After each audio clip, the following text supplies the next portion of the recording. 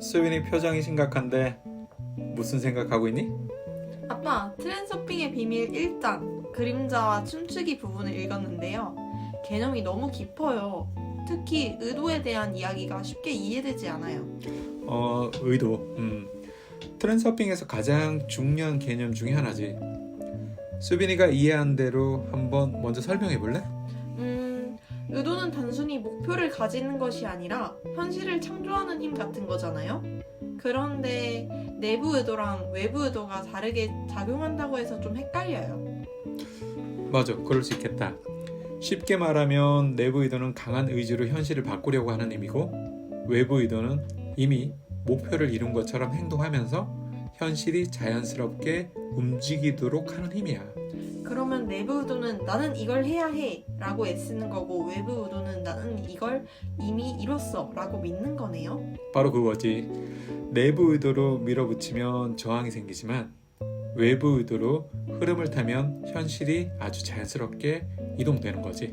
그런데 아빠, 저는 현실에서 목표를 이룰 때 이걸 해야 해 라는 의지가 필요하다고 생각했거든요. 만약 외부 의도를 믿고 그냥 가만히 있으면 목표를 이루는데 시간이 오래 걸리지 않을까요? 맞아. 그럴 수 있겠다. 트랜스팽에서 말하는 외부 의도는 아무것도 하지 않는다는 의미가 아니고 이미 목표를 이룬 자신처럼 행동하는 거야. 예를 들면 수빈이가 영어를 유창하게 하고 싶다면 나는 영어를 잘해야 해 라고 강박적으로 생각하는 대신 이미 영어를 자연스럽게 말할 수 있는 자신이 되었다고 가정하면서 행동하는 거야. 그러니까 영어 공부를 하면서도 난 아직 부족해 라고 생각하는 게 아니라 이미 영어를 잘하는 사람이 한다는 방식으로 행동하는 거군요. 바로 그거야. 그렇게 하면 수빈이가 현실을 억지로 바꾸려고 하지 않아도 자연스럽게 영어를 잘하는 방향으로 흘러가게 되거든. 책에서 아기를 품은 세상이라는 개념이 나오잖아요. 왜 세상이 우리에게 아기를 가지는 것처럼 보인다고 하는 거예요? 그래, 맞아. 선한 세상이 아닌 아기를 품은 세상. 좋은 질문이야. 많은 사람들이 현실을 적대적인 곳이라고 인식하잖아. 예를 들어 어떤 사람은 내가 아무리 열심히 해도 세상은 내게 불리하게 작용해 라고 생각하고, 또 어떤 사람은 세상은 경쟁이 너무 심하고 결국 강한 자만이 살아남는다 라고 믿잖아. 맞아요. 저도 살면서 그런 생각이 들 때가 많았어요.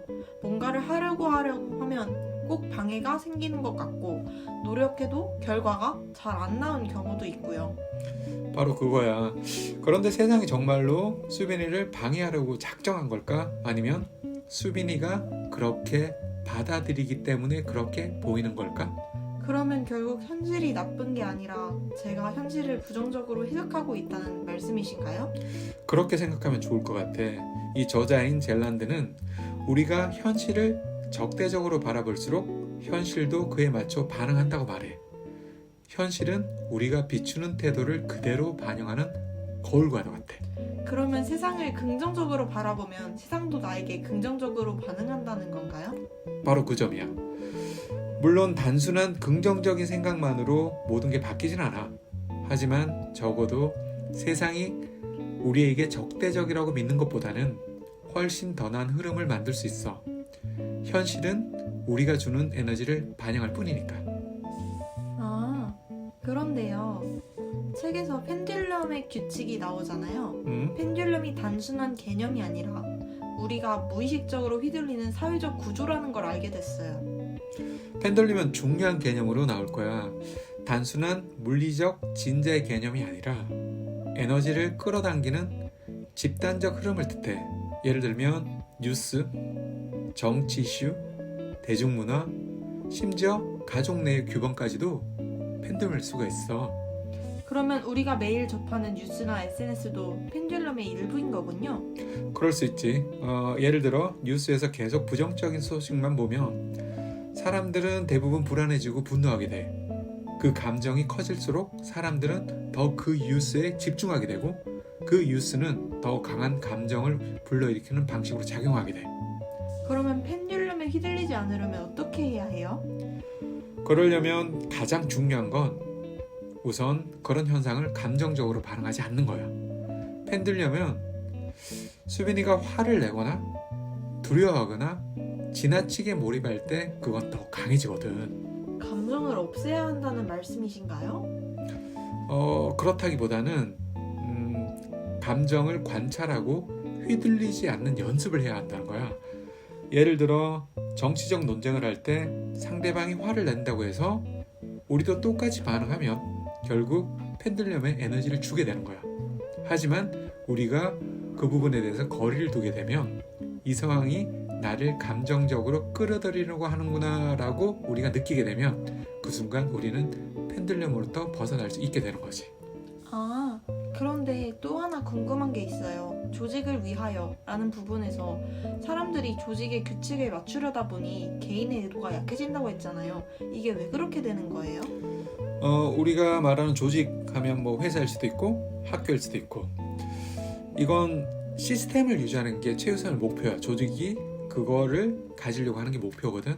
그래서 조직은 개인보다는 집단의 질서를 더 중요하게 생각하잖아. 그러면 개인은 조직에서 자유롭게 살 수 없다는 뜻인가요? 그건 아니고 조직에서도 자유롭게 살 수는 있어. 중요한 건 조직을 이용하되 조직이 우리를 이용하게 두지는 말라는 거지. 그게 무슨 뜻이에요? 예를 들어 회사란 조직에서 일할 때 모든 걸 회사 중심으로 생각하면 결국 우리의 인생도 회사의 논리에 맞춰 살게 되잖아. 하지만 회사가 우리에게 주는 기회를 잘 활용해서 우리의 목표와 의도를 유지하면서 살아간다면 회사라는 조직에 속하면서도 우리는 자유로울 수가 있잖아. 그러니까 조직의 틀을 인식하되 그 안에서 내 방향성을 잃지 않는 게 중요하다는 거네요. 바로 그 점이야.